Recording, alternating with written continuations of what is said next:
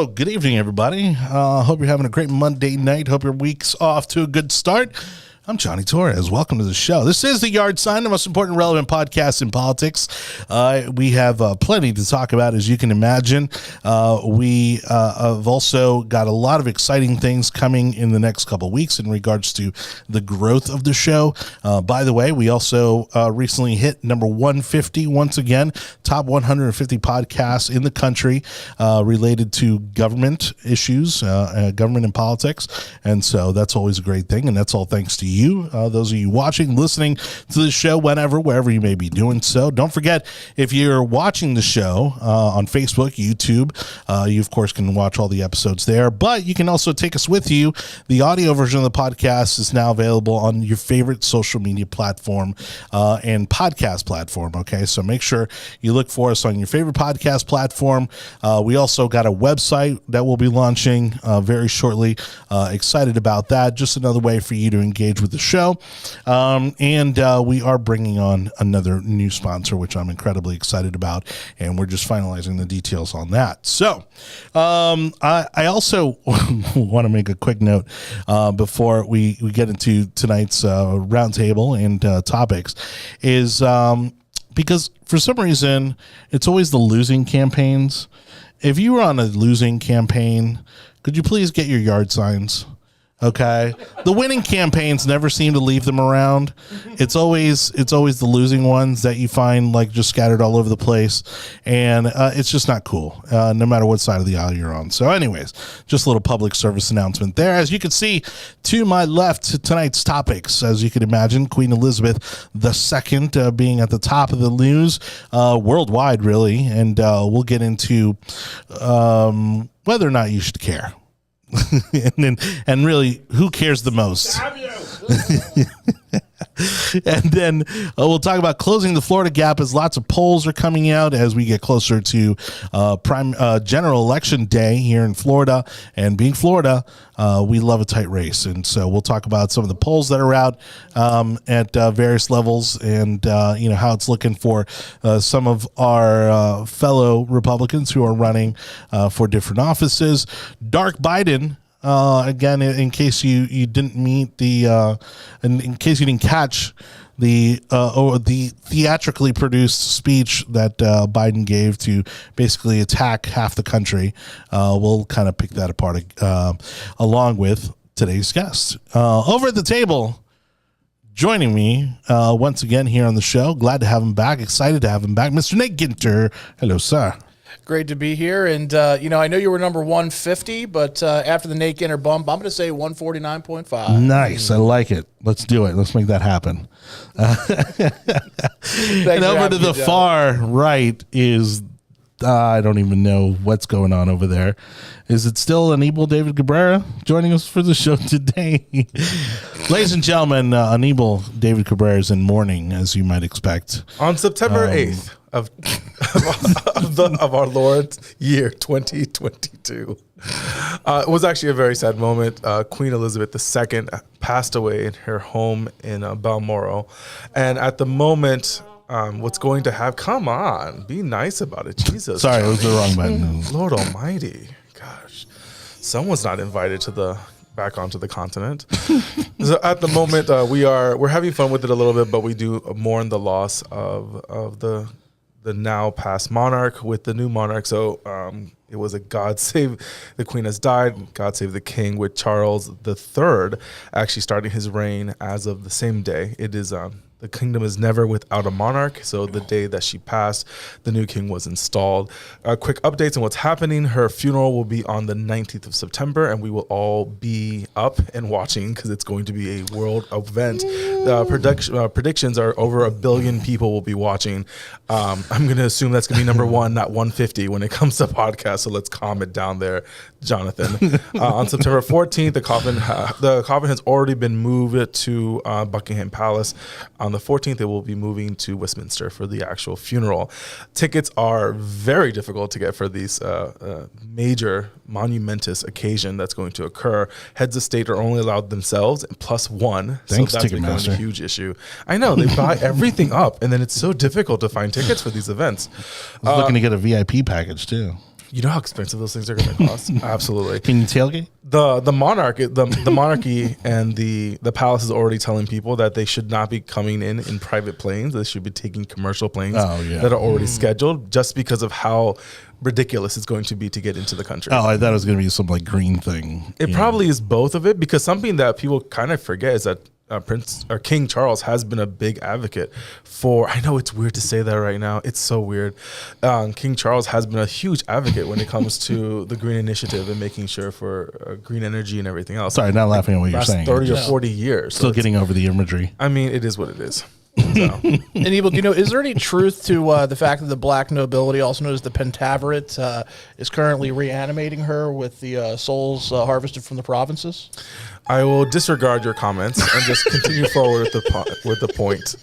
We have some of our own individuals that will actually be traveling to London for this occasion, with actually some of our own people within our group that were there during the passing. Travis Horn is one of them that was actually in London. Oh, wow. When this occurred. And then our own Parker will be in London the day before or day after, the day before or the day of the actual. You said that's funeral. The 19th? The 19th of September, which is going to be a huge event.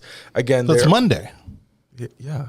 So we can maybe have her call in for the show or something. I'm going to tell you right now, if this is your attitude and demeanor, I will not be attending. I also didn't hear a no. So, just throwing it out. A lady never gives all. I'm sorry. It's unfair to attack a woman in mourning. I will tell you right now, there's a reason why I have my fan. These are Lauren's Disney fans, by the way. We couldn't find our Palace fans. Yeah. So no, it's quite a monumentous occasion. I will say the updates that everyone has been waiting for is that everyone's titles have been moved up, and the corgis are going to the Americans on this side of the pond. Are they really? Yeah. Yeah, they are. They're being split. Yeah, by the way, I was yes.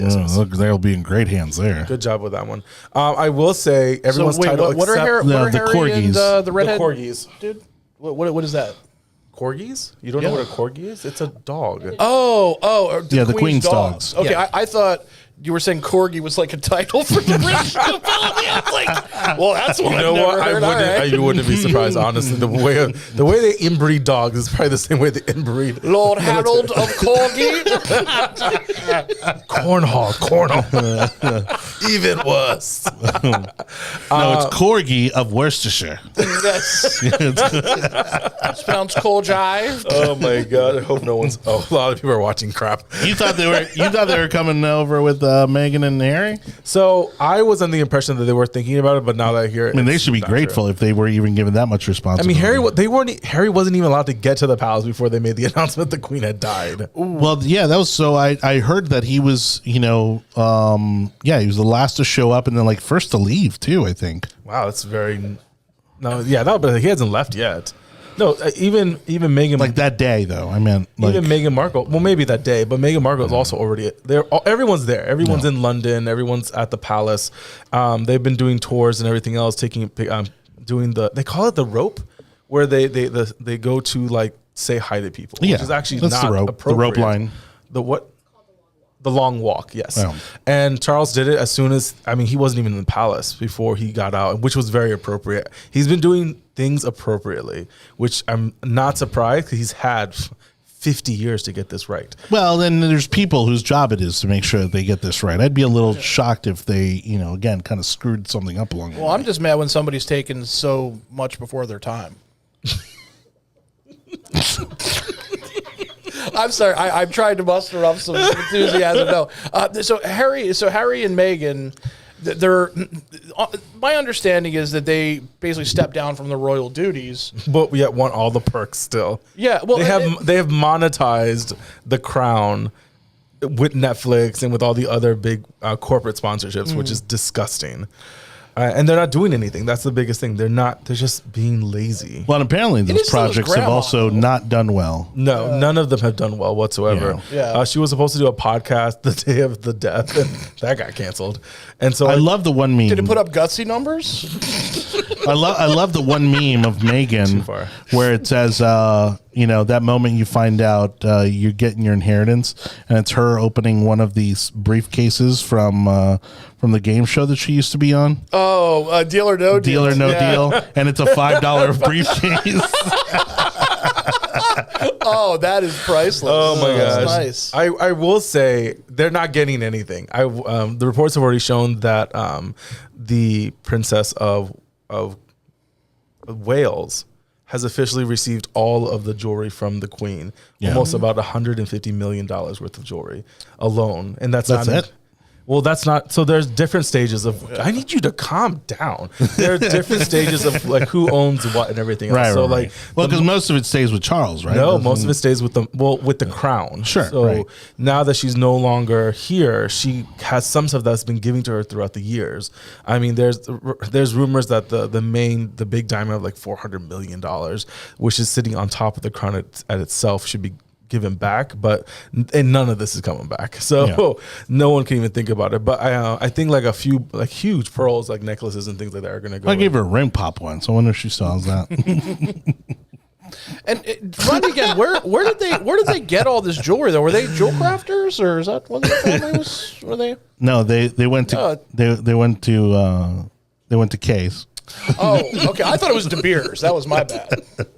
She's a subsidiary owner of De Beers. No, he went to Jared's. That's what it was. He went to Jared's. Prince Charles went to Jared.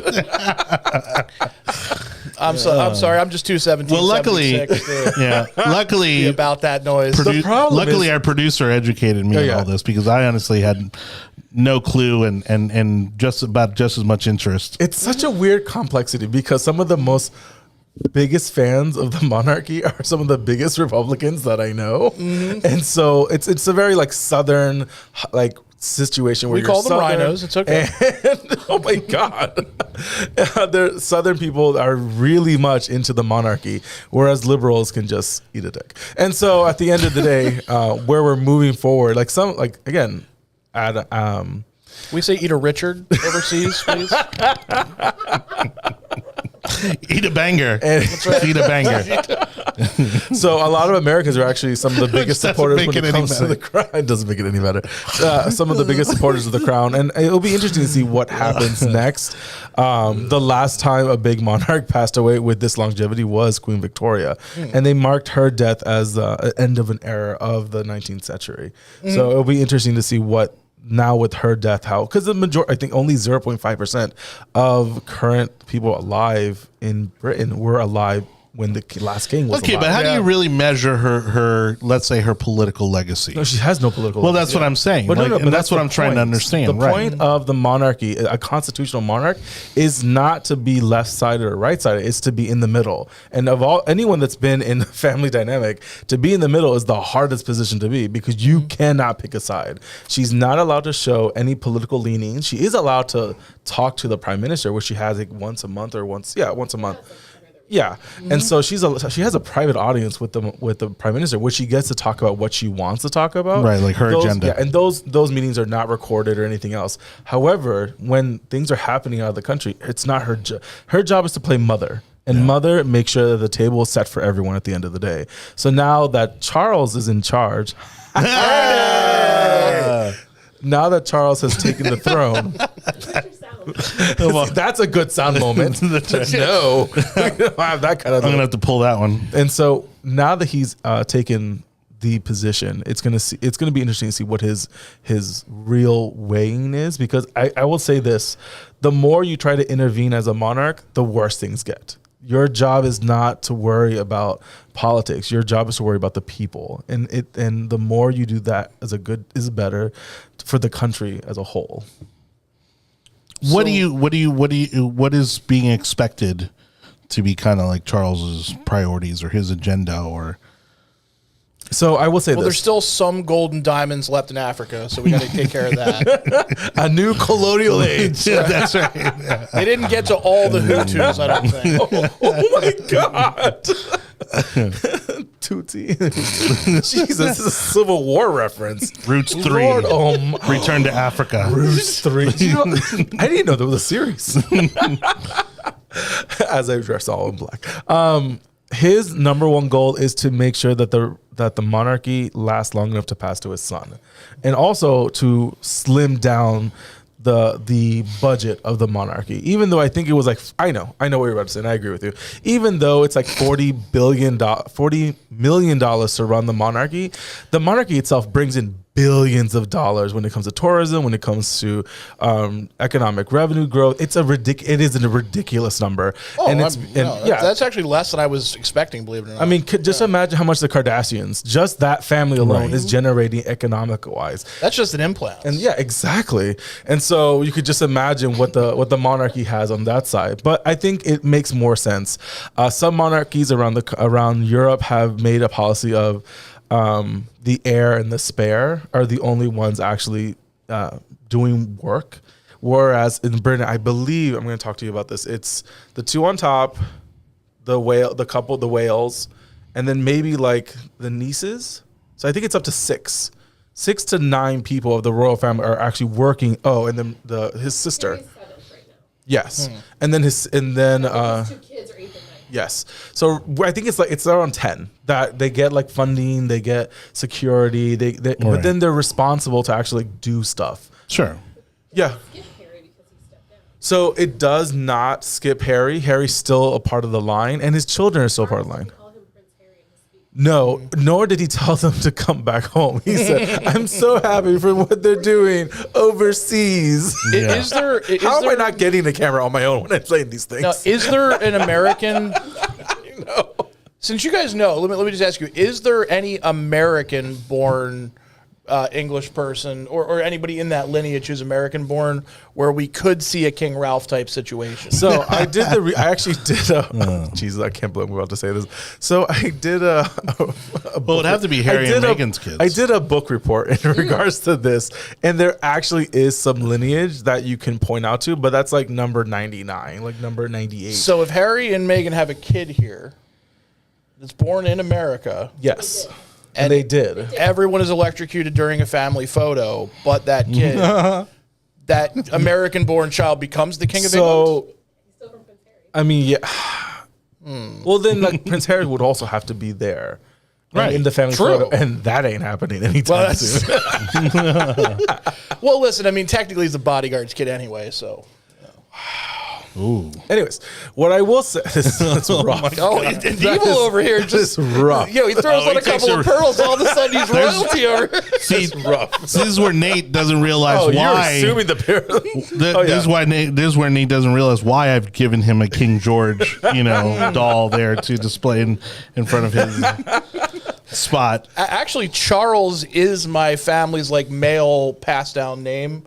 My middle name is Charles, but all like, it's not always firstborn, but every generation there's a Charles something. Well, how white of you. And so as we continue Wow. down the schedule, there's about 15 days of mourning. We're dealing with a lot of Mind you, new if anyone changes. has a lineage, to England, it's probably going to be him out of the three of us. Yeah, we're Spain. yeah. We're definitely Yeah. we're definitely Spain. We're the I don't Catholics. follow. I don't pay attention to them either.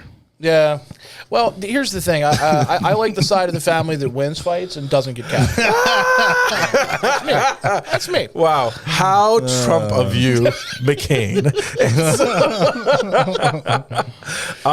There's a lot of changes. The money's going to change. A lot of laws are having to change. Everything else, songs are being changed. So it's a lot of change. And again, only 0.5% of people in England remember the last king. Lauren made this comment that she was my wife. I was very surprised. I'm wearing pearls in a hat. I gotta make the people unaware that she took office when she was 25 years old. Right. It was very unexpected of her. Honestly, she wasn't even supposed to be in line of succession because of her father's brother abdicating during it. And if you want more history, watch The Crown. I think The Crown does a great job. Was that any good? The Crown was very good. The King's Speech was amazing. King's Speech is awesome. So there are some really good imagery and everything else about that stuff. So it's Top easy 10 to cover.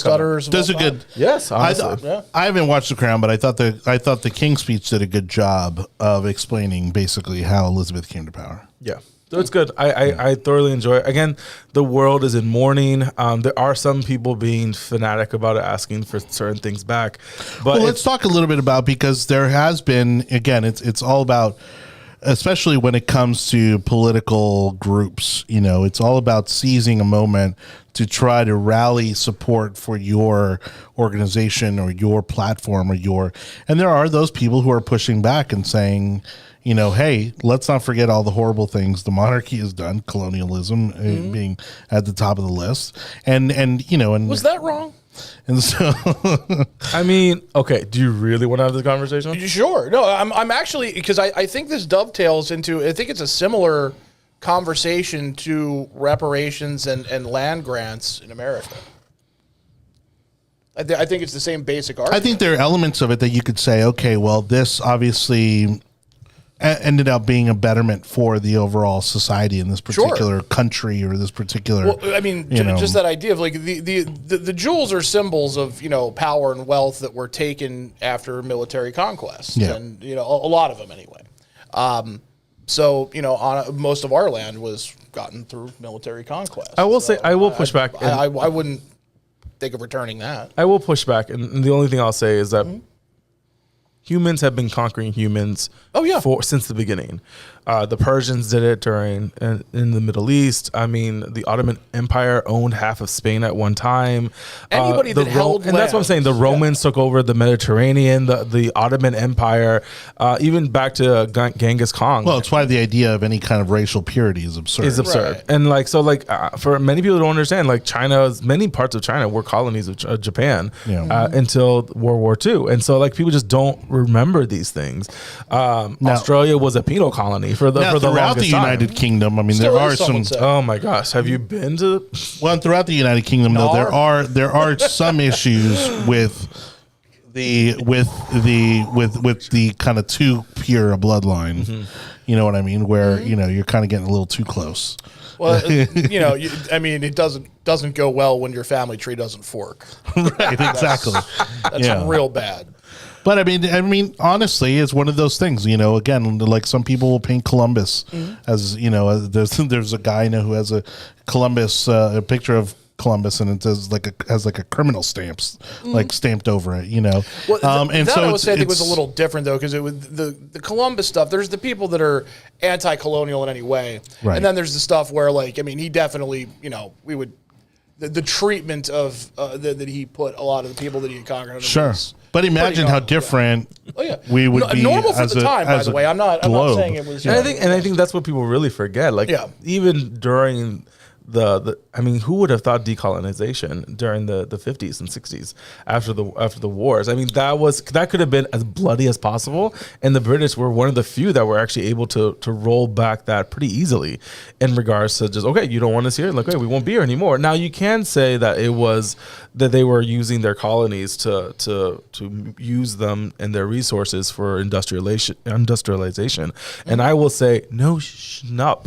Every single large power was doing that to every single colony around the world at the time, and that's what you did, because you didn't have the system as you have now, where something in the Philippines can be transferred to the UK and they don't have to worry about it being pirated on its way. Right. You don't have that problem now. So it's really an so argument. far. And if you frame it as an argument to, some people think that modern society is in progress. I won't even address that, but we'll just say we think the betterment of human knowledge, ingenuity as things push forward technologically and with our education and overall, just sort of human endeavor that we're doing to increase things.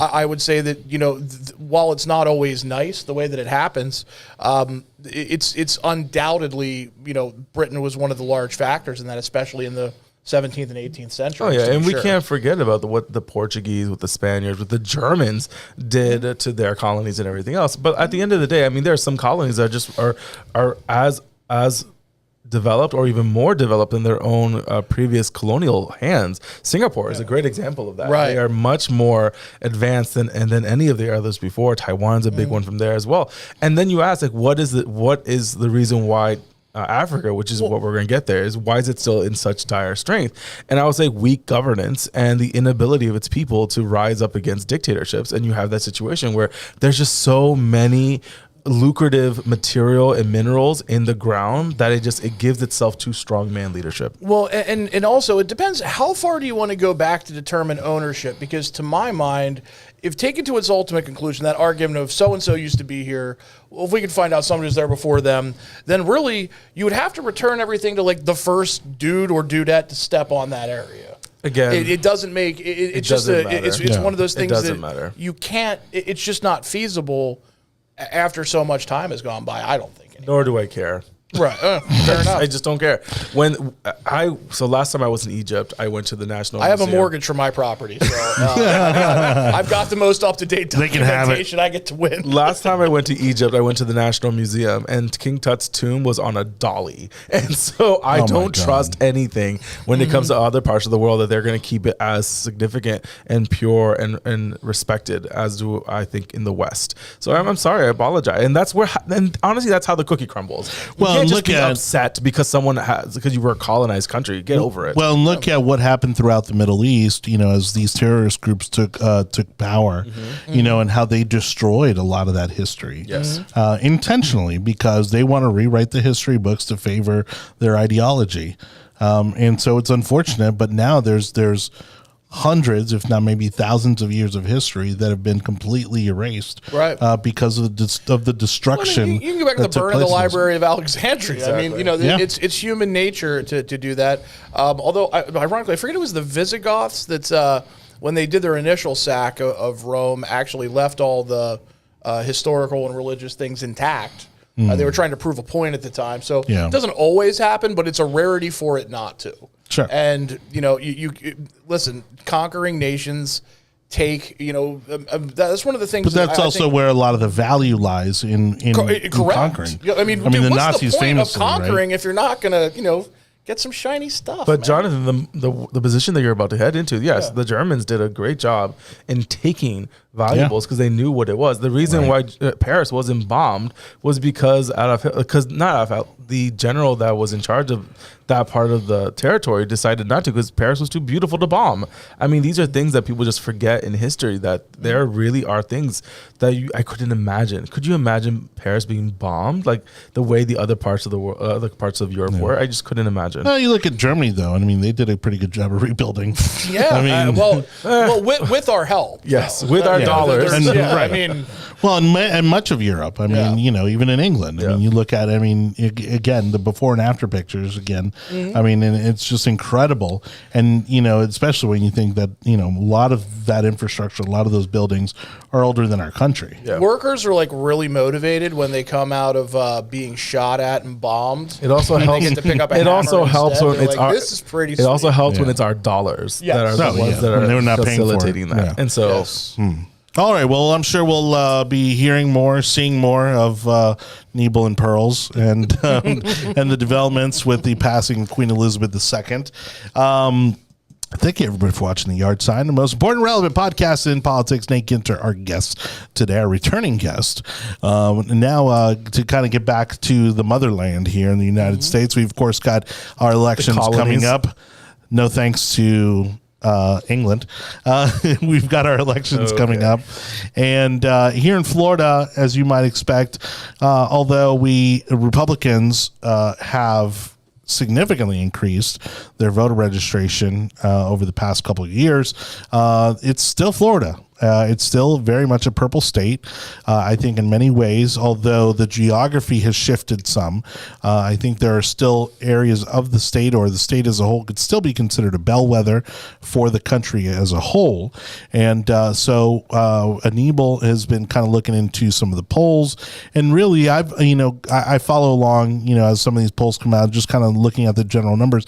Nothing really surprising here, because again, at the end of the day, we've got kind of, I'd say 80, maybe close to a 90% split politically. Independents are somewhere in the 10 to 20% range. And so, yeah, I mean, if you just do a general polling of likely voters, you're going to get pretty close to 50-50. And all these races, the campaigns like to kind of use it as a rallying cry that, hey, we need your money, we need your help, we need your, because they're so, well, it's close every cycle. It always comes that close every cycle. The only one that I've heard where there may be some concern is in the Senate race between Senator Rubio and Val Demings. She seems to be the only kind of stable, really kind of strong candidate the Democrats have here in Florida.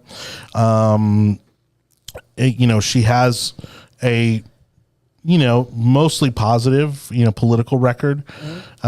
She has some controversy, but again, not that it'd be relevant. Pro-choice? No, it was stuff that, like, for example, like she lost her weapon, like while she was chief of police, in Orlando. And there's like some personal stuff, which again, I don't see it really moving the needle much. So she was, I'm not super familiar with her. So she's a Democratic candidate, but former chief of police. Former chief of police in Orlando. Yeah. And then, she ran for Congress, won. Yes. Okay. She's been in Congress now for 1 or 2 terms. 2 terms. 2 terms, and now has decided to run against Senator Rubio, which again, I don't understand. Like, you're already in D.C. You've got a good Senate's so much more power. It is, but again, it's one of those things where, is it ambition or is it?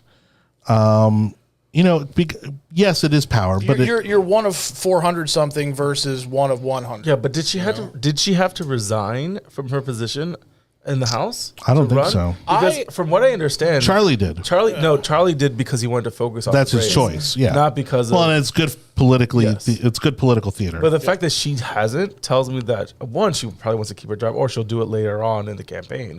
So it's a little bit different. She'll get replaced regardless because there are people running for her correct her spot. So she could have stayed and won that primary and then moved on. But irregardless, I think I agree with you in your positioning of where we're at when it comes to Florida politics. I will say, though, that the larger aspect of what's happening in the country might be something that we need to start focusing more on.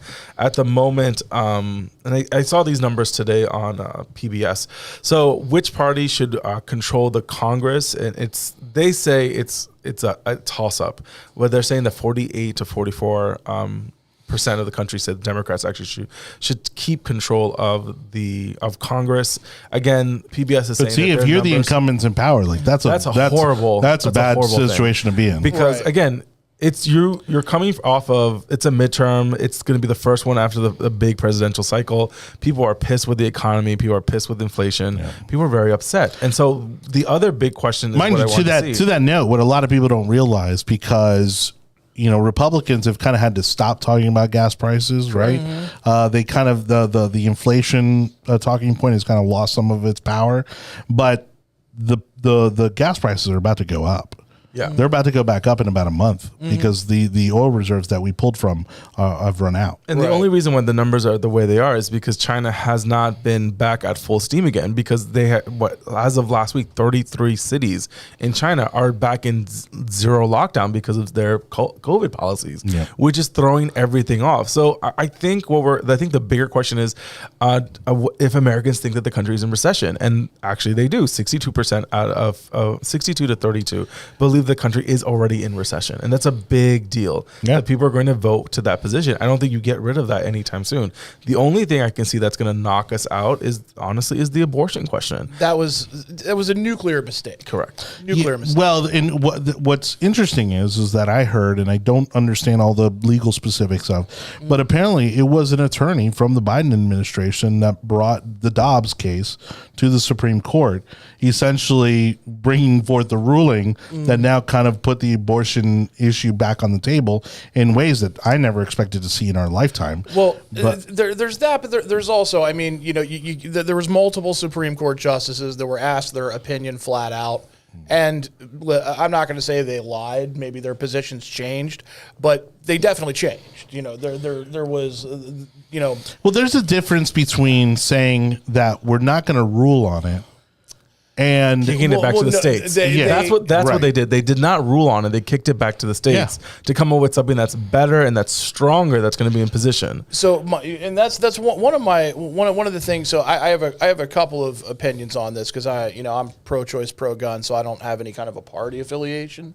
But I just think it couldn't have happened at a worse time. I think they were poised for a landslide. Really, yeah, they absolutely were. I think that this was like literally one of the only things that could have really turned that tide. Well, and nationally, the voter registration has shown that it's predominantly women who are registering to vote, to making sure that they're voting on this issue. Yeah, and I think that in a world where really in most races and even presidentially we saw this, 2.5% of the vote is enough to win almost every election. Correct. So the 2.5% of people voting for you and not for your opponent change things. I don't see a world in which a bunch of races that should have been either a pretty much guaranteed victory are now in question. But see, the only thing that I think that could tip the scale back in favor of the Republicans is what I do believe is going to happen.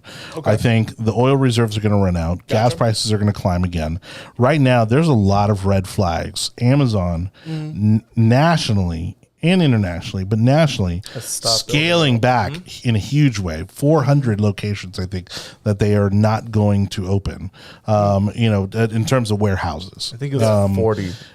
Is it 400 or 40? I thought it was 400. Okay. Regardless, you're talking about tens of thousands. Would be a lot of distribution centers. I don't think there's that. They couldn't close that many. I don't. So regardless, it's thousands of jobs that are now gone. They're just never coming to fruition.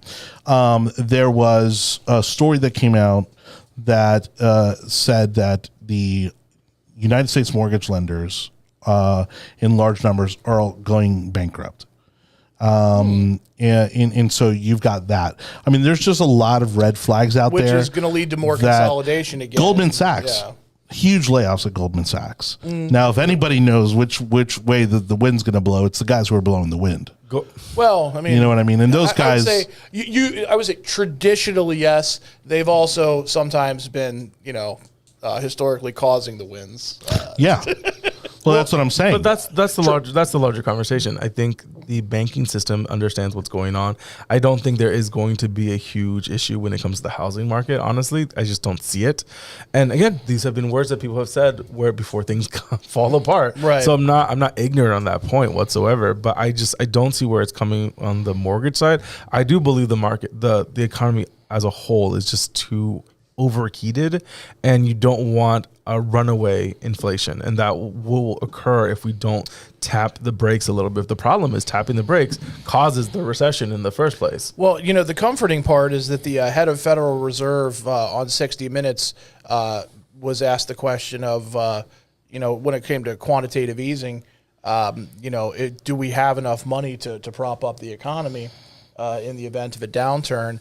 And this is the head of the Federal Reserve banking system said, it's okay, we have an unlimited amount of money. Well, yeah, because we get to print the money that we're working on. But the problem is, do you see an 08 or even a 2020 situation occurring?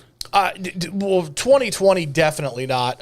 08, I don't think it'll be that bad, but a lot of the root cause with the consolidation of banking, I see us building that problem again, definitely. Whether it's at the pop. That. Well, one of the biggest factors when it came to the 08 situation was the arms, the interest rates that were moving around. Here's the story. But at the time that we had 14 million mortgages that had arms, right now we have 3 million. So that is not going to be the catalyst. So this is the thing. So here's the story. It's from Bloomberg, August 19th. U.S. mortgage industry is seeing its first lenders go out of business after a sudden spike in lending rates. The wave of failures that's coming could be the worst since the housing bubble burst about 15 years ago. It said there's no systemic meltdown coming this time around because there hasn't been the same level of lending excesses and because many of the biggest banks pulled back from mortgages after the financial crisis. But market watchers watchers nonetheless expect a string of bankruptcies broad enough to trigger a spike in layoffs in an industry that employs hundreds of thousands of workers and potentially an increase in some lending rates. That I don't have a problem with. I do not have a problem with that industry. So they're talking mostly about non-bank mortgage lenders, which I'm okay with. There's a lot of downstream effects though, because I have, full disclosure, I have mortgage companies that are, clients of ours, but there are also all the companies that support those title agencies. That's also real estate agents having a tougher time. But we're also only talking about 3% of the economy. Well, if you take a look at that directly, yes, but I'm telling you, there's a lot. So, you don't think about IT as being something but it ties to a lot of other businesses. But the American economy is very much intertwined with many things. Very, very true. So I don't disregard. Well, yeah, but nobody thought that the housing crisis was going to cause the economic crash that it did. Either. Yes, and look at what happened. When the economy literally stops moving, the ripple effect is immense. Oh, absolutely. Because what's happened in the bank in 08, what happened, and I would say watch The Biggest Short, some of the other ones that they've done a great Big job Short's excellent. explaining this stuff. The moment you stop the movement of commercial paper, you have Johnson & Johnson can't make payroll, and not because they can't afford it, but because no bank is going to give them the 15-day leeway that they have to do to be able to monetize what they're doing. That's Johnson & Johnson. Like Coca-Cola doesn't have anything to do with the real estate market, but when you stop commercial paper moving around, slushing the economy around, is when things start to happen. So when she says that, was it she or he now? Who's the Fed chair? It's a he. Yeah. Jerome Powell? When he says something like that, which is absolutely ridiculous. Why would you say such a stupid remark? One, he's probably being extremely honest. He's probably being extremely honest and real, because no matter what happens, yes, the Fed is going to prop up the U.S. economy. I don't think they should. I think they should allow for the pain, because that was an Obama situation that's still carried over, that we shouldn't have to deal with recessions. Yes, we should deal with recessions every 10 to 15 years, because that resets the economy. And that's the whole purpose of, that's how the cookie crumbles when it comes to a consumer economy. See, my concern is that this administration may be doing this on purpose, with the intention of pushing forward their green agenda, and so they're doing this in an effort to again, implement the necessary pain measures, in other words, raising the price of gas intentionally to get you accustomed to it, right? And so, like they say famously about, I think it's Marxism or socialism, is that you never get it in one fell swoop. It's you the get Overton it, window. Right. You get it over a period of time. You increase it this much, and then when you pull it back, you're a right. hero. You push until you reach a pain point, and then you pull back a little bit. That's one of the things that I think is certainly very true that's come out. Or when Biden was running, he was pushing the Build Back Better agenda. And if you look at all the leaders of the G7 nations that were out there, basically trying to push the same plan everywhere. Yeah. Because I think in their heart of hearts, and this is not your average, rank and file Democrat, but a lot of the people at the top truly believe that there should be, some sort of overarching world body government. Right. And they want everybody doing the same thing. They all want to be that person. Well, they want the European Union for everybody. Sure. Is what they want. Right. They want the world union, so that there is some level of control worldwide, which is actually, it's for some nations, it's a great deal. For us, it's a terrible deal. So, that sort of thing, where, again, intentionally for the green agenda, I don't think so. But I will say, was it Rahm Emanuel said, never let a good crisis go to waste. Right. I think they're seeing an opportunity. Well, again, to draw for something that the fact that they made it harder for American petroleum companies to drill. Yes. To produce oil.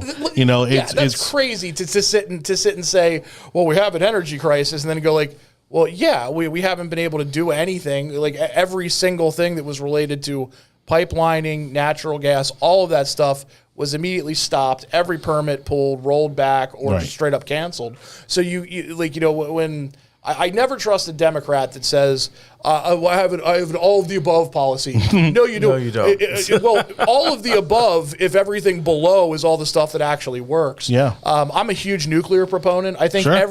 every energy argument that doesn't start with we're building nuclear power plants tomorrow is absolutely ridiculous. Which is interesting because you're Really seeing is. more environmental Correct. groups look in that direction. Yeah. Well, I'm not saying they're getting behind it quite yet, but then you they're because you see what's happening in Europe. Europe is having a huge situation. It will be the first Yeah. winter of them going cold because they cannot get natural gas from Eastern Europe or Russia, and that's a Right. big deal with them right now. And what's Yeah. happening even further into it, and I don't want to get.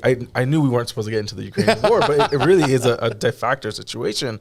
Is that the sooner the war ends, the sooner oil will start flowing because the more time it takes for us to get the oil reserves out of Russia, out of Siberia, out of that Arctic area, once those pipes end and close, well, they out of the don't- control of the Chinese. too. no, but they don't reopen for 30 years because the Russians don't know what the hell they're doing there. They're having to get Americans and Europeans to fix the problems that are happening in these Right. pipelines because they don't have the intellectual power to be able to do that. So now that all these, what was it, 500,000 people left Russia at the start of the war. Well, in their defense, though, I mean, they've been training an excellent military that can totally dominate any nation. Who would have known that this would have happened the way it did? Well, and what is interesting again, I mean, I know you've been pro Putin all along. I got your back, man. but it has been fascinating, just to at least from the surface and from what little information we can get, to see that there may be a potential tide turning here to where the Ukraine may be seeing an upper hand in this I think war. it was inevitable. I mean, think it's inevitable. The Russians got beat by Afghanistan because we did the exact same thing we're doing now. We gave them money and we gave them stuff to shoot them with. Yeah. And we're doing the exact same thing and now. that turned out so great for everybody. Well, no. What you want to make sure you do is once the war is over, we need to start a caliphate in Ukraine. I'll be the first guy to say. Listen, if it worked out great last time. Let's do it to again. a very dark place in conversation. Hey, history is history. But this is the problem that we're having now, where a lot of parts of the world are having issues when it comes to oil, because this stuff takes years to Right. get out of the ground. It takes years for this to happen. And who would have thought England would be talking about fracking, because it's an easier way to get stuff out of the ground. And so, yes, do I not want to have such big pollutants in the air and everything else? Correct. But I'm also not ignorant that I don't know what it takes to make an EV battery, which is Right. just as pollutive or even more Yeah. to the economy and to and the the solar world. panels and the wind turbines and Yeah, I mean, there's a lot of that, but the real issue is that, we want to be electricity is still, it's a transmission source. It's not a generation source. Yes. So the reason that combustion has been the way that we've done things for so long is because it's very portable. So what you need if you're going to have electricity is you have to have delivery methods, charging stations everywhere. You've got to have the lithium ion batteries, which I think in the future, lithium is going to be the most valuable resource on the face of the planet, bar none. I'm surprised it's not already there. Yeah, I mean it's already it actually is quite valuable now, but I'm talking about cell phone batteries and all those sorts of things. Right. The Rare hydrogen earth material, things like rare that. rare earth materials. So those things. The thing that because some people, especially my more environmentally oriented friends that have been raised in the no nuke era and these things, they don't understand. We're talking about things that have progressed technologically 75 years. Right. From when the problematic things were built. Also, the fuel source for these things now is actually the old waste from the previous generation nuclear power plants. We've got mountainfuls of The French made it. I don't know how they did it, and I honestly haven't made enough time to do the research. But they have almost a situation where the spent fuel rods are used Yes. to reactivate older nuke facilities, and as those go out, then they go into a different. It's Right. almost like a natural recurring situation where they And- keep on using the old fuel, because those things are powerful for like a million years. It's absolutely insane. And you can the energy output. If you look at the megawatts generated by even huge coal plants versus or natural gas plants versus nuclear, you can build like 20. Yeah. You have to build like 20 natural gas plants to equal one nuclear plant. I agree with you. And, I believe a Republican before I believe a Democrat when it comes to all the above. Yeah. I completely agree with that. And that's what we're seeing now in this current economy when it comes to what people are going to be making the decisions on. Yes, they think the economy is going down. They think they still think inflation is more important than the abortion question, which I think we're going to really have an issue with because the women in the suburbs are the ones that make that decision. Correct. And then the last thing is I still see in Florida that Rubio and the governor will be taking their positions. I think it'll be probably 5 or less when it comes to the spread. Others say 5 or more. I just don't know yet because Florida is definitely a bellwether state, and I think people need to stop thinking that it's not. My prediction is DeSantis wins. Rubio is too close to call. I'm leaning towards, if I have to say yes or no, I'm leaning towards he does not get reelected. Well, we will See, where I'll disagree, and Okay, you know, and sure. as a clutch my pearls. I mean, really, I mean, Not saying that's what I'm hoping for. I'm just saying I think that's the way the wind's blowing. well, and having not only worked for the senator, but also having been there basically at the start of his Senate campaign in 2010, what we haven't seen yet from Rubio and what I think DeSantis is much better at here, you know, now 4 years later, is once the campaigns get hot and heavy, when the debates come into play, when they're really going toe to toe with their opponent, that's when Rubio shines. You know, because he's a great orator, he's great on his feet. You know, when it comes to debates, he gives great speeches. When his back is against the corner, he does incredibly well. And when he's on, he's on. And Yeah. I think that's something that a lot of people don't remember. The problem is that there's a lot of wiggle room on a lot of issues. There's a lot of political theory and a lot of stuff. When it comes to, do you think women should have the right to choose, however they phrase that, if his answer isn't yes, he loses. I don't think so. This is You don't think Florida. so? Okay. No, this is still a very fair. No, and state. again, the numbers voter registration wise, again, don't favor Val Demings. No. Okay. In terms of what's been happening statewide, and then also again, I think the other factor is going to be that we are going to see the economy worsen, getting closer to November, and that's going to make that a pain point. That's also going to drive people back to the polls. I don't know. I don't know if that is going to be what happens. I'm thinking I stick more to the South Florida and North Florida are very religious, very Well, let's talk about that. So So the let's talk- reason, yeah. to be honest, I mean, because I heard it, you know, while in both working for the campaign, working for the Senate office, Republicans are very soft on Senator Rubio. Republicans aren't like super like pumped about him. You know what I mean? Because he wants to see immigration reform, and when he tried to get that done, it didn't go well. Now he did curry some favor with the Trump folks because he and Trump got along very well. He basically served as like Trump's Latin American advisor, and really traveled South America during his administration, you know, as a representative of the American government or the president. But again, he's not getting a lot of brownie points for that. But where, like Anibal just pointed out, where he is strongest is where most Republicans would fail, which is in South Florida. Because even the Hispanic Democrats in much of South Florida will cross the aisle to vote for him. Sure. And maybe not vote for any other Republican. I'll go back to, I think it's a crazy spoiler issue.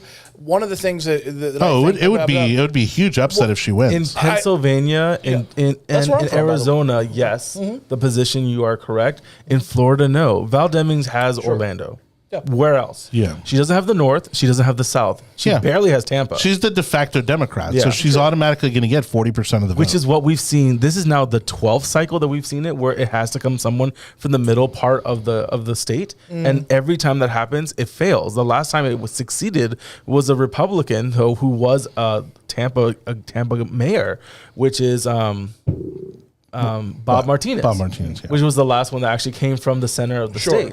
Mm-hmm. And so we've had the situation now. It's always from the south or from the north, and I would say that the middle part of the state just doesn't have itself together.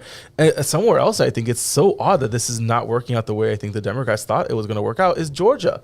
they're about to lose their Democratic side in regards to the governorship. Well, Herschel Walker is not a strong candidate. But that's the Senate part. I'm talking about the governorship. Like that is they're not going to lose the governorship. that is something that I was very no, surprised. Abrams going to lose that. She has put so much effort Yeah. and so much talk into what she's written 17 books. And like she About stuff she knows nothing about. exactly. And so I think she'd be a better VP than Has that stopped anyone? Yeah. not once. Not once. She's also become a multimillionaire out of losing a gubernatorial campaign. Again, I'm It's only in America, baby. I know. I am shocked that her numbers are going down. Failing upwards, right? It literally her numbers are going down of Yeah. her race, and that's shocking. In regards to the Senate, this is why I don't believe we're going to get back the Senate. I think we're gonna grow our position in the Congress, and we're gonna go really good in the House. But the Senate is going to be talked about because of what happened with the management of the money.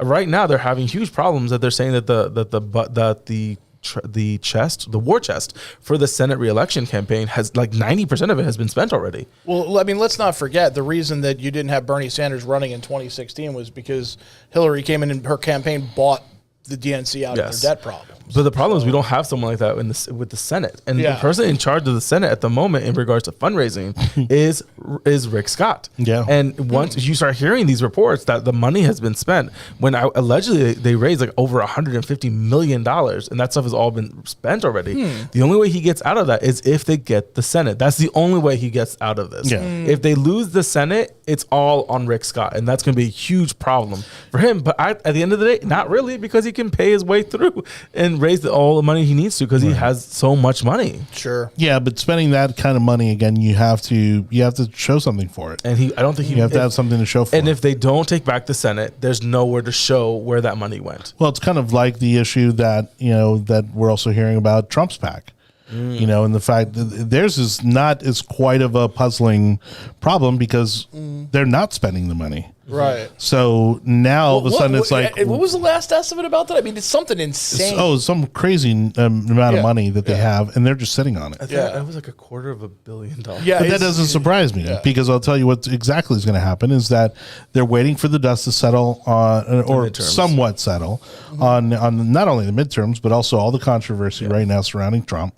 And then when he announces, that's when all that money is going to come into Do play. you think that money is to help Trump. That's it. Yeah. He's not going to put a whole lot of money out there to help anybody else get no one elected. who has donated to that PAC is unaware of that. Is not aware of that. That money is going to support Trump. Now they might have thought. I think there's some people they that might have thought it was going to go to fight the voters and to buy lawyers and everything else. That never happened. But I think even to support the candidates that Trump's endorsed. Right. But the thing is that aside from him showing up to do maybe a rally and some videos, like they're not spending any money to help these people get elected. As a PAC, they don't have to. Right. And so you can, the Democrats will demonize and the Democrats are trying to make this all about Trump. They're trying to make the midterm about Trump. And we're trying to make it about the economy. And midterms are very fishy. They are not presidential elections, and people get very upset. That's why the lesson today, kids, is don't donate to a PAC. Donate directly to your favorite candidate. No, you should donate to whoever you want. As someone that has their pinky toe in that world, you should support anyone. But most candidates nowadays have a PAC, have their own PAC, and so it doesn't take long to set one up. It's not that difficult. And if you want to support an individual, you go find their PAC and you support it. Because at the end of the day, you can only give $1,000 in Florida. You can only give $1,000 to candidates on their election cycle. And depending on what happens in their primary and their general, you can only, at the most, you could probably give $2 million, So $2,000. is a PAC sort of a way around that minimum or that maximum round? It allows you to express your First Amendment right. Okay, so yes. I would say, all right, cool. I don't speak that flibberty gibbet y'all do up there in Capitol Hill. So. Yeah, because basically it removes the limits. It removes any limits that any individual or company or entity can donate to a particular You are campaign. allowed to Gotcha. fully express your fundamental constitutional rights. To your heart's desire, yes. I have never understood why like a corporate I don't. If see, a corporation is getting taxed separately, they should have the right to express their political views and as much if as they want. ExxonMobil wants to give $1 billion to a candidate, well, let them do that, but let them do it on the record so everybody knows. Which is why we have PACs. Exactly. There you go. All right, everybody. Thank you so much for watching the Yard Doesn't it Sign. sound so much better when I'm in this outfit? It does. It sounds classier, I'll tell you that. Yeah, it sounds like something, that's for sure. Jonny Torres, Anibal, David Cabrera, Nate Ginter on today's show. Thank you so much for watching. We appreciate you. Thank you for liking, subscribing, following, and please continue to do those things. Leave us a review if you can. That helps a lot as well. And again, the audio version of the podcast is doing incredibly strong. We thank you so much for that. But be sure to follow us on Facebook. Look for us on YouTube, even on Twitter, and just to kind of keep up with all the developments and again changes that are coming along to the podcast over the next few weeks and months. We've of course talked to Queen Elizabeth, and we were just talking about our Florida politics. We'll touch on now the one and only Dark Biden presidential topic here to close out the show, as Joe Biden, was famously nicknamed Brandon after a famous NASCAR fan incident or engagement, if you want to, and it caught on so well and then just became such a national thing that the Democrats were initially trying to say, oh, it's not funny, and it's not, they were trying to, kind of be very dismissive of it. And then, really now they have adopted it in a way to this dark Biden, which essentially is just their version of Donald Trump. Well, quick correction. It's an angry, like Dark Brandon is what it is. Oh, Dark Brandon. Yes, Sorry, yes, they're, that's they're, right. They're redoing. They're trying to Dark Brandon. grab a hold of that Brandon name. Yeah. And there's all these memes they're building out of it. The ones that I love though, and this is funny. It always kind of tells you where people are actually at. The memes that they make out of it, a good half of them are. Biden with the Homelander, power eyes. He famously lasers Doesn't he people. cut down like an entire group of people? Oh at yes, the he protest? murders groups of people and hates people that protest him and kills everyone. As a matter of fact. And he's a very authoritarian. And somehow gets away with it. Yes, an authoritarian, dominating power figure. And I thought, well, that's very interesting. That's very fitting. That's what your idea of showing him as a funny, powerful guy. Yeah. You pick that character, and that's the people that like him. Right. Like Who also has a romantic entanglement with a Nazi. Well, I mean, hey, it doesn't end well. Spoiler alert. Well, yeah. That's an understatement. So like the Dark Brandon Rises is one that I'm seeing right now. Dark Brand, all of them are with the eyes. I am appalled that's what they picked. Well, as if he wasn't creepy and dead-eyed enough. Right. Well, this tells From you all that the drugs that he's full of. This tells you that this is not a natural evolution of his position. This is definitely a CNBC kind of rebranding situation. Like Joe Biden has any idea what The Boys is? No, right. And the other thing is that for so long, Republicans, at the grassroots level, and this is honestly why Trump is so popular and beloved, especially at the grassroots level, is because Republicans were famous for not punching back. Even still today, again, the fact that Trump didn't go after Hillary, really, the way that they're leveraging the government to go after him now, he could have gone after Hillary. He could have gone after the Bidens, and really leverage the government. But again, it was this whole, no, we don't do that sort of thing. It's the higher road approach. I think he wanted to. I don't think he had Republican support to do it. But I'm saying Republicans have always been of the, hey, no, that's not us. Let them do those kind of things. Let's take the higher road. And Trump was the one who kind of came in, kicked the doors open and said, no, we're going to fight fire with fire, and we're going to, we're going to really kind of bring the heat. And so now, they're feeling like they're the ones that got the soft candidate, in Dark Brandon, Joe Biden, because he came in as Mr. Unity. Remember, his inaugural speech was all about unity and bringing the country back together. And I think they're realizing that the only thing that can help them right now in their numbers is to go on offense. It has to. There's no way around. I mean, I'm even looking at images of the Iron Throne. This is ridiculous when it comes to this comparison. Everything is a totalitarian monarch. Sure. In the stuff that they're making, saying, isn't this cool and funny and hip? Because in reality, they are authoritarians. Yeah, absolutely. I feel what's happening now is just the White House is in such disarray when it comes to their voice and where they're going, is that they have to grab onto something. And so they're making T-shirts, they're making hats, they're making mugs of this dark Brandon situation. And I think it's doing nothing but pissing the country off, because you were supposed to be the one that unified. And then you're telling us that everyone that's a Republican that voted for Trump is someone, it's the new deplorable. And that's exactly what people feel. Now all of a sudden everybody that voted for Trump had something to do with January 6th. Yes. Right. And every Republican is a threat to democracy. And it's almost 80 million Americans Right. that you're starting to condemn. And it's just going to push them. So, like, if you wanted a rallying cry to get Republicans to go out and vote this November, Well, and God this is forbid the best way to do it. God forbid it's a normal election without everybody being sent a ballot. I mean, we're gonna. That's a dangerous. Oh yeah! tactic Instead to of your take. ballot being 3 pages long, it's one. Yeah. It's not difficult to go through this quickly. The thing that I thought was really interesting was a speech he gave in Philadelphia. Shout out, City of Brotherly Love. The imagery that he was conjuring up during this half an hour speech. I mean, they literally had this government building behind him. They had cast red light all over. Right. It's just backlit. It was like there's been a lot of comparisons to like the speeches by the Emperor, like V for Vendetta, and these things.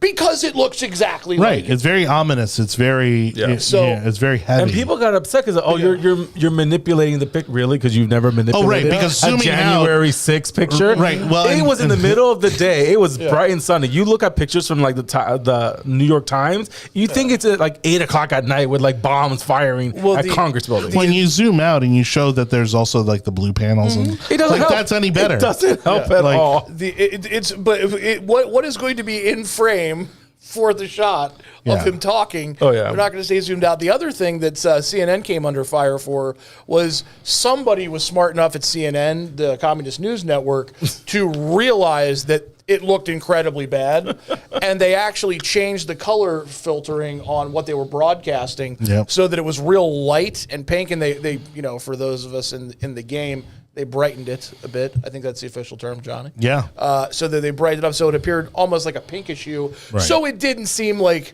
a creepy demagogue coming they're out, like, you're Cthulhu announcing his invasion of Earth. You're angling it wrong because you can't see the American flag in the back. No, one American flag in the back. Yes. And then you had to really look for that American flag. Right. And you had soldiers in the background. It just looks so Right, you had the two weird. Marines. You had them flanked by two Marines. Yeah, and then if you add the blue, it looks better. No, it doesn't. It doesn't look any better. No. This looks like V for Vendetta and the speech on top of Buckingham Palace. It was bad. Again, it's what's in frame. The other way, if you have it blue in the center and red on the sides, at least that looks like. Well, it doesn't help that he's angry and he's got both fists up and like now his skin has gotten all like really leathery and that's what happens. He's basically looking like Palpatine. First of all, that's what happens when you fight a Jedi. And second of all, I thought it was Crank, but whatever. He can afford meth. I know. This is what happens when you don't take a nap. This is what happens. They had to shoot him up with some kind of stuff. So there's some pictures like you angle it all the way to the top. Yes, you can see American flags. But if you're like just leveled with him, it looks so on. Someone got paid very well to do the staging lighting of this, or no one got paid, and this is from Halloween of last year. Right. Well, and again, I think I think this was all intentional. I think this was all an effort for him to go on the offensive, as the speech was. It was very offensive, and not just in how he labeled half the country, but also in the sense that he wanted to push back, because Democrats, I think right now feel that they're in the corner. They got their back in the corner, that they're, again, the polls show that they're very weak going into these midterm elections, maybe not as weak as they did some time ago. But again, these things take months to plan. Right. And looking back at where they were months ago, they needed some sort of a moment to kind of rally the base, the most ardent part of this of their group, of their voters, and going out and lashing out against Republicans who were January 6th, who MAGA, again now the MAGA Republicans as they call them, which aren't a thing. Right. I think is kind of the jolt they were wanting to go for. I think that there are. So I think MAGA Republicans is a real thing for sure. I mean, I have relatives that I can tell you. At least in our family, there's a couple. But I will say Yes, there in the is sense that yes, I do agree with you. Was it the percentage of Republicans? oh, that would I'm vote? not saying that it's a large group, like that it No, but- represents the Republican Party. No, but what- But it My is, sense but is the base. What I'm saying is that they're all 36% of Republicans want Trump to run again, which I'm not for or against. But like I can understand that his base, and with that 36, you can win the primary when it comes to the Republican Party again, and that's the issue that Republicans need to deal with now. That's Do the they- thing. I do meant they it in wanna the sense fight? that there aren't people who are only voting for Donald Trump. Correct. At the end of the day, they're still Republicans. Right. You know what I mean? Now, do they have a loyalty? they're Do they not have a without MAGA? They're still not going to vote Democrat. correct? Yeah. And that's what I mean in the sense that those people don't actually exist. But yes, are there people who are fervent supporters of the president? Yep. Absolutely. I mean, he wouldn't be as powerful as he continues to be, even 2 years out of office, if it weren't for this base he's created for himself. Correct. Also, just a quick update. Robin Adair says it was Independent Hall that he was speaking in front of. Yeah. So odds Independence are, Hall, yes. so congressional contributions. Yeah. So I get it. I get that they want something to push back against with the Republicans and everything else, but I think this is just going to cause more problems. Again, the independents are what is going to sway this election coming up. Well, and I think that speech, really turned off, at least from what I've heard, turned off a lot of independents. So can we say that the Independence Hall speech turned off independence? Oh, look at that. Hey. Hey-o. Quite dramatic. And what's sad is I probably should have known that because I had to take field trips there like 80 times when I was a kid. I just couldn't recognize it under all the fascist lighting. It's very tough. All right, everybody. Again, that over there, believe it or not, is Anibal David Cabrera. Right next to me, Nate Ginter. This is the I didn't yard make sign. one pearl necklace joke the whole time. I know. I'm so proud of you, Nate. Thank you. Yeah, I know you Didn't even bring it really had to hold a lot of self-restraint. You showed a lot of self-restraint tonight. All right, Anibal. Anything else before we close the show? No, really, honestly, at the end of the day, we're watching for what's going to happen at the Buckingham Palace in regards to the funeral on September 19th. She's dead. Nothing's going to happen. I need you to calm down, sir. I need you to calm She's not going down anywhere, and Anibal. Shut up. If anything, more people are going to be watching her. It would be a perfect sequel for Nicolas Cage and National Treasure. Someone steals don't. the Stop. Queen's coffin. Yes. Stop. Oh, that would be amazing. This is so offensive. I know. I 1776. completely dude. apologize. This is offensive. National Treasure, what is it, 4? Bring it back to me. This is International ridiculous. treasure. International They Treasure. can't even get Yes. him. They can't international treasure. You bring up ridiculous. What we are really looking forward to is actually the Who are you conclusion. talking to the producer of- there? The conclusion of the war of occupation when it comes to Ukraine. That's something I'm really much looking forward to, and I'm really excited to see that they've been able to. It was a bait and switch situation.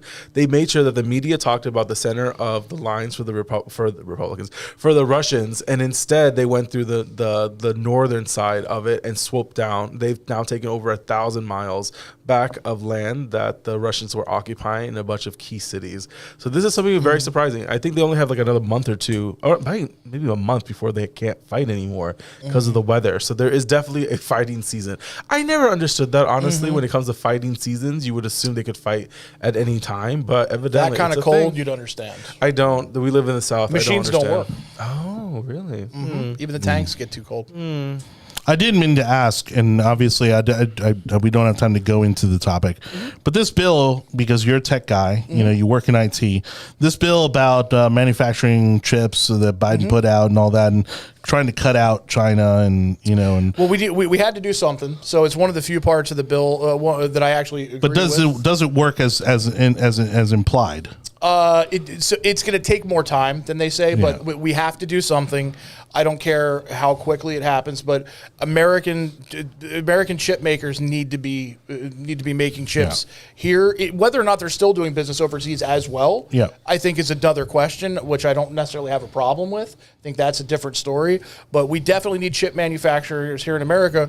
What if there's a disaster? What if something goes wrong? Yeah. Taiwan's an island.